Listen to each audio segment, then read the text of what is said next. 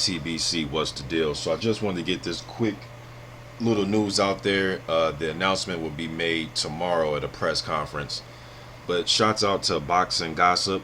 I heard it on his channel first, and then he said he got the information from IFL TV. So I scrolled over to their channel and listened to the Frank Warren interview myself. Pretty long interview.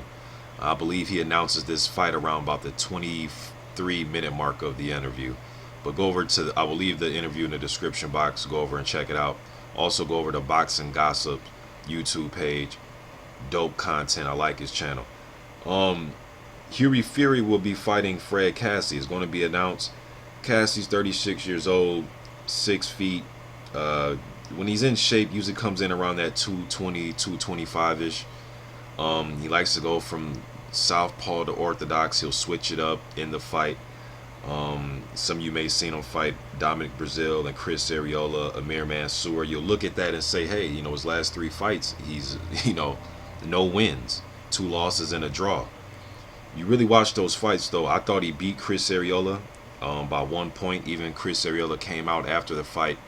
Because some of you guys forget, if Chris Arreola would have beaten Fred Kassi, he would have got the title shot instead of Arthur Spilka.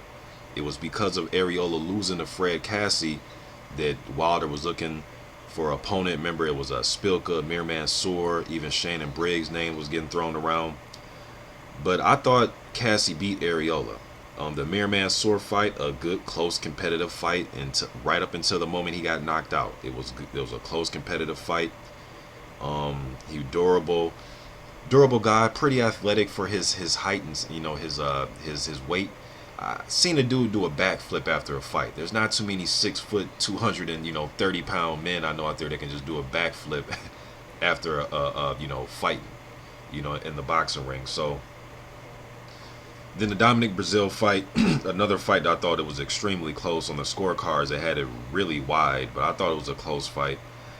I think Fred Kassi is going to give Hughie Fury some rounds. I expect Hughie Fury to use his boxing ability and skills to beat Fred Kassi. The only thing that I think Kassi would do that may cause some problems with Fury is he'll be around in the late rounds. He does have a little bit of pop in his punches, but he's not a huge power puncher.